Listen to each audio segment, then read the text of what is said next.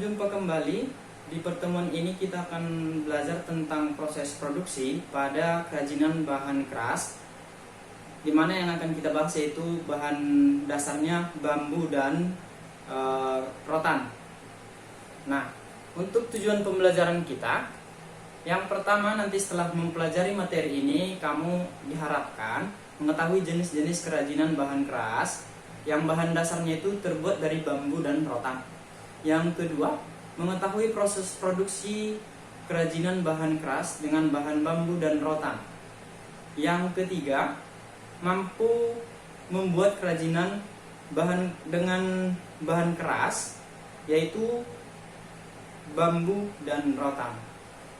Jadi, silakan simak penjelasan saya yang berikut ini, pahami, lalu nanti ada penugasan, silahkan dikerjakan dengan baik. Bagian B, kerajinan bambu. Pembahasan kita nanti yang pertama itu bahannya, yang kedua alatnya, yang ketiga produk, dan yang keempat prosesnya. Jadi yang pertama tadi bambu apa saja yang dapat digunakan, misalnya untuk kerajinan yang keras itu. Alat apa saja yang bisa kita gunakan untuk membuat kerajinan berbahan dasar keras dengan bambu. Produknya, kira-kira seperti apa saja nanti hasil yang dapat dihasilkan dari membuat kerajinan berbahan keras dari bambu. Prosesnya, bagaimana sih proses dalam pembuatannya? Nah, kira-kira seperti itu. Bambu merupakan tumbuhan yang paling banyak ditemui di Indonesia. Sejak dulu bambu banyak dimanfaatkan untuk berbagai keperluan, bahkan melawan penjajah. Katanya, tanda kutip, para pejuang kita, Indonesia, para pejuang kita, pejuang itu ya, pejuang Indonesia menggunakan bambu sebagai senjatanya.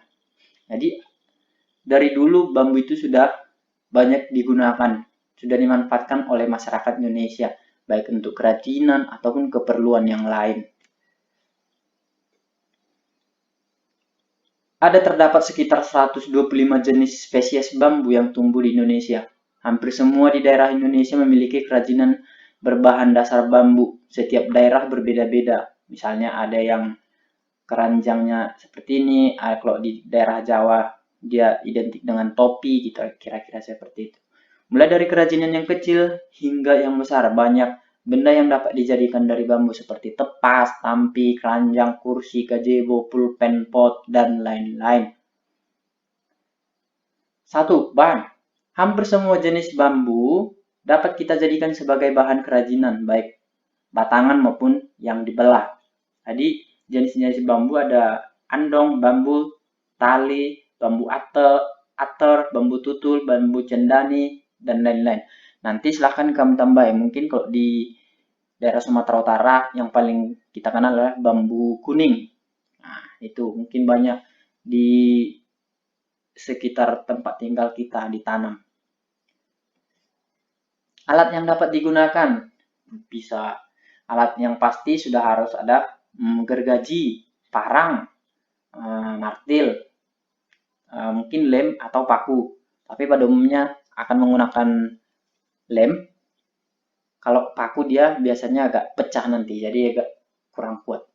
Tentunya meteran untuk mengukur, kuas untuk memperindah nanti ngecat gitu ya, vernis dan lain-lain. Produk dari bambu, produk anyaman seperti keranjang, topi, tampi, apalagi masih banyak lagi. Meja, kursi, gazebo, lampu hias, miniatur, lonceng angin. Mungkin kalau di rumah-rumah orang yang banyak hiasan rumahnya gitu, biasanya ada dibuat di depannya itu lonceng angin dari bambu. Bahkan alat musik pun banyak ya, seperti seruling, angklung ya, dari Jawa angklung, talang air. Jadi kalau di kampung itu talang air itu pancuran nggak pakai talang seperti yang saat ini menggunakan PVC, tapi menggunakan bambu. Dulu juga ada namanya meriam bambu. Jadi kalau mau tahun baruan atau mau lebaran, biasanya orang akan memainkan ini sampai suaranya bisa nanti sampai ke kampung sebelah. Kita lanjut dulu proses pembuatan. Jadi tentunya kita harus pilih dulu bahan yang sesuai. Kita mau buat apa dulu? Kalau mau buat pulpen misalnya dari bambu, nggak mungkin kita ambil bambu yang dipakai untuk meriam bambu. Atau kita mau buat pulpen tapi kita pakai bambu-bambu yang macam rumput yang di taman-taman itu, nggak jadi nggak cocok. Jadi kita sesuaikan dulu. Kita mau buat apa? Kalau mau buat meja atau kursi pastinya bambunya yang besar, kuat, dan keras. Penggunaan alatnya juga, kalau kita mau buat, kita pakai bahan dari bambu kuning, nggak mungkin kita pakai kampak atau kapak untuk membelahnya atau memotong. Pasti kita pakai gergaji atau pisau kecil. Finishingnya ini tergantung kita apain, mau kita cat kah atau cukup dipakai vernis, kira-kira itu. Masuk kita ke bagian C, kerajinan rotan. Nah, tentunya kamu sudah tidak asing lagi dengan rotan ini, karena di daerah Indonesia sangat banyak rotan. Bahkan rotan itu bisa dikatakan 30% rotan di dunia ini dihasilkan dari Indonesia. Kira-kira itu. Mungkin di rumah kamu juga ada kursi ataupun peralatan yang terbuat dari rotan. Jadi yang akan kita bahas yaitu bahan kok bambu lagi di sini. Ini tadi kok paste ya. Ada maksudnya di sini bahan rotan apa yang dapat digunakan. Produk lanjutnya alat yang digunakan, pakai apa, produk apa saja yang dihasilkan dari rotan, bagaimana proses pembuatannya. Jadi rotan juga merupakan tumbuhan yang banyak di hutan Indonesia sehingga Indonesia mampu mengekspor bahkan hingga 30% rotan di dunia. Di Indonesia rotan banyak dipakai sebagai bahan baku dalam membuat berbagai kerajinan. Misalnya bisa kita lihat yang seperti gambar di samping sebelah kiri. Itu kursi ayunan dari rotan. Biasanya di taman-taman atau restoran. Nah, ini pasti biasanya ada gitu ya. Kita lanjut. Coba lihat dulu gambar yang sebelah kanan ini. Ini kursi, sofa terbuat dari rotan. Produk-produk yang dihasilkan juga bermacam-macam, mulai dari kursi, tas, tutup lampu, bantalan, alas, tempat tidur bayi, dan lain-lain. Produk kerajinan dari bahan rotan pada umumnya harganya akan tinggi, sebab pembuatannya dari kerajinan ini termasuk rumit. Coba kamu bayangkan mengayam berapa jam biar siap. Beda dengan bambu, tinggal kita belah, paku, udah selesai. Jadi itu yang membuat nilai harga dari rotan ini cukup tinggi.